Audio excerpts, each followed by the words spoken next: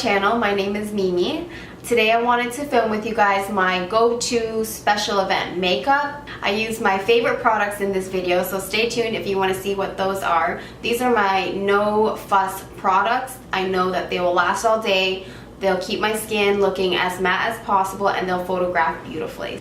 I also included 2 lip options for you. This is a red lip, but I also paired it with a nude lip so you can see how it looks. It looks really pretty with both because the eyes are so neutral. And yeah, if you want to see how I got this makeup look, then keep watching. Alright, so jumping right in, I'm going to start with my base first, and I'm starting with my Benefit Professional. I'm just taking a small amount, and I'm just going to place that onto the area that I have pores. And you really want to push this product into the pores in patting motions, and I kind of do this like rolling motion. I feel like it gets the product into the pores better. I know that sounds really gross, but you want to fill in those pores, right? And before we go into foundation, I just want to add my Cover FX Custom Enhancer Drops in Sunlight, and I'm just going to apply this onto the high points of my face. So I just take a little bit out and I'll apply it here, my chin, then on the nose, a little bit above the brow, and then I'll just rub it in. That way we have a nice luminous base to start with. You might not be able to see it right away, but as the day goes on and your foundation starts to kind of melt with your skin or even wear off a little bit, then you'll start to see this glow come through. This is how we get that lit from within glow. You gotta literally be lit from within, underneath your foundation.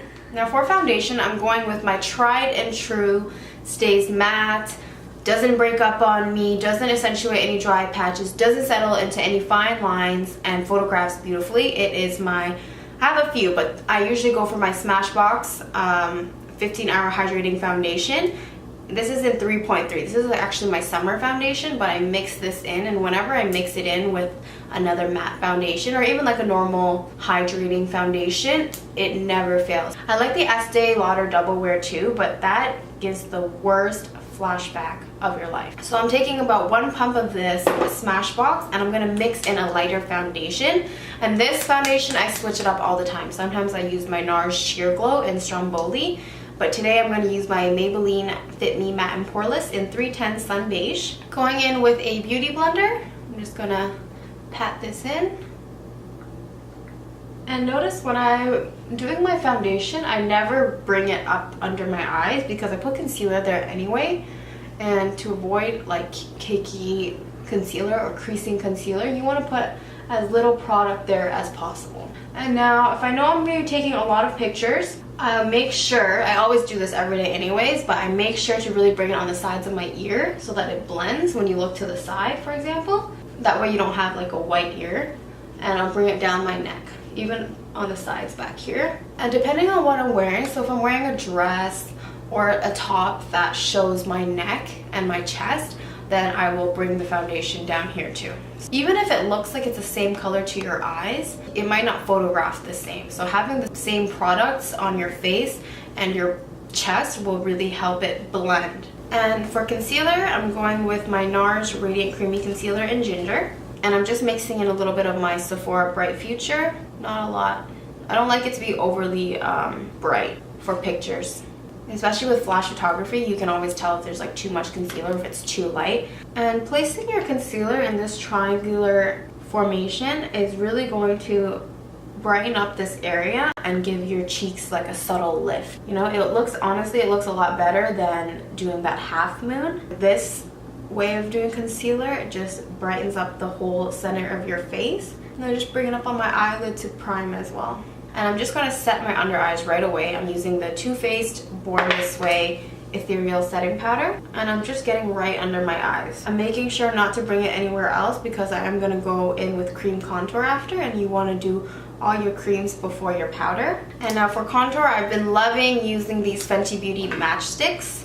So you want to bring the contour up on your forehead, on the temples. It will give it a slimming effect. So if you feel like you don't have a large forehead, then you probably don't need to put as much contour there as me. But I feel like my forehead is a little large. I feel like it's like a 5 head. And you want to bring it down the neck, right back behind your ear. That's going to give you the appearance of a more straighter, defined jaw. You know, like those editorial models. They do those side profiles and their jaw is like so straight. that is due to contouring and Photoshop. And I'm just gonna get the nose. Remember to get underneath the nose too. Just grabbing a pretty dense contour brush to blend this out, and I'm just using patting motions. I make sure to bring the contour right into the hairline so that you don't see where the contour ends and where your white scalp begins. You want to make sure that you're not blending it downwards, you're blending it upwards. So if you're having trouble with your contour kind of going down too low, you could just place the contour a little bit higher than your cheekbones. That way when you blend it out, you have some leeway. But if you blend it down too low, then it'll look kind of like a beard, which we definitely don't want, especially for photos. And as you get towards the mouth, you want the product to fade a little bit more. This is where you would have the most shadow naturally, right by your ear. That's kind of where the hollow is, and then as you get to your cheeks, you'll have less of a shadow. I spent a lot of time going over everything with my beauty blender just to make sure that it's really pushed into the skin and everything blends smoothly. So now that I'm done with all of the creams on my face, I'm going to set my whole face. So I'm just taking my damp beauty blender again, and I'm going to bake this area right by my nose, because that's where I get really oily. And I'll kind of bring it down for my smile line. Get this nice little beard action going. And I'm just going to take a little bit more translucent powder and clean up my contour. And I'll take a small bit on the point, and I will just bake right down the center of the nose. And I'm just going to set my eyelids. And I don't really leave this powder on for a long time, maybe 2 minutes max. And I bake mainly not even to clean up the contour. I'm not really into that super sharp contoured look. I kind of like it to be more like soft and blended but still defined. I bake mainly so that my makeup lasts all day and it doesn't get too oily. So I mainly put it in the areas that I notice that foundation tends to wear down or get super greasy throughout the day. For blush, I'm going with my tried and true. I'm using Tarte Party. You guys have seen me use it a million times. And I do apply blush a little bit more heavy-handedly when I know I'm going to have my photos taken or if I'm going to an event, because it's the first thing that wears off. So by the time you go to take pictures or you get to your event, then the blush will be perfect. And I just go over everything with a clean, fluffy brush to make sure that there are no harsh edges. And for bronzer, I'm going in with my Too Faced Chocolate Soleil. And for highlight, I'm using the same highlight that I used before I put on foundation. This is the Custom Enhanced Drops by Cover FX in Sunlight. I like to just pour some out on my hand first, and then grab my beauty blender, but I designate one side of my beauty blender just for highlight. Top of the cheek, right above the arch of the brow, kind of in the C formation. That way when you turn to the side, you have like a nice highlighted all over sort of glow. I'm just going to set my face with some setting spray. You do not want to skip that step, especially if you're baking or you're using a lot of powder, because it will help mesh those powders and your foundation into your skin, as opposed to the powders kind of being dry and getting cakey. This makes it look natural, makes it look like skin. Alright, so to further enhance the glow, I'm gonna set my highlight with the Anastasia Glow Kit in Sundipped. So I'm gonna take a mixture of Summer and Moonstone and just place that with a really light hand. And if I'm wearing a dress or a top that shows like my collarbone or my shoulders or my chest, then I'll highlight my chest as well. So I'm just gonna do this for the video. Right in the middle here, get the shoulder. Just like how we brought the foundation down, when you're taking pictures, you want everything to be seamless, right? You want your chest to match your face in every way. So if your face is glowy, then your chest and your neck has to be glowy. And moving on to eyes, for special events, I like to keep them pretty light. I will define the crease and put a little shimmer on the lid, but I like to keep it pretty simple. So I'm gonna use my Shade Light Kat Von D palette, and I'm gonna go into this first light brown color right here. It is called Latinus. I'm just going to put this into my crease as a transition color. You want to make sure that you set your lid, so see how I set it with the translucent powder? I can just go straight in with eyeshadow, but if you didn't do that step, then you want to take like a light bone shade or an ivory color and just go over the entire lid to make sure that your shadow won't stick to any tacky parts. And once you've blended most of the shadow out and there's very little left on your brush, then you want to slightly bring it outwards so that it just like blends into the rest of your makeup. I'm going to go in with this red shade, and this brown shade. So it's called Lucius and Solus. And I'm just going to mix the two together. I'm taking a small crease brush and I'm just going to dip my brush into both, tap off the excess, and put this a little bit lower into my crease. When I place shadows on my lid, I always start in the outer V in little circular motions and then blend it inwards towards the crease. You never want to have a lot of product on your brush when you're blending outwards, like here, or when you're blending inwards, or else you'll get that dark inner corner, and unless you're going for a halo eye, you don't really want that. And to define my crease a little bit more, I'm going to grab another crease brush. This is a even smaller one. I'm going to take this dark brown shade right here, and I'm going to concentrate that right into the crease. Alright, so now on to the fun part. I'm going to take my ColourPop Golden State of Mind palette, and I'm going to take this bronze color right here. It's called Uptight. I'm going to take a flat synthetic shader brush. I'm just going to pack this onto the lid.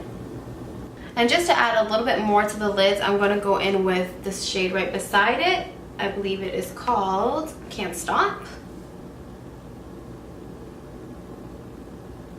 I'm going to grab Can't Stop, place that as our inner corner highlight. And I'm going in with that small crease brush. I'm not dipping it into any more product. I'm just going to run it along the crease to clean up that shimmer. And just to add some definition to my upper lash line, I'm not going to go in with wing liner today, but I am going to use a dark brown just so that it's a little bit more subtle. I'm going to use the same dark brown that we put into our crease, just taking it on a dense little detailing brush. So towards the outer corner, I'll make the line a little bit thicker and smoke it out more, and I keep it nice and tight towards the inner corner. It gives us like that elongated cat eye effect. Really slightly kind of wing it out and then smoke it.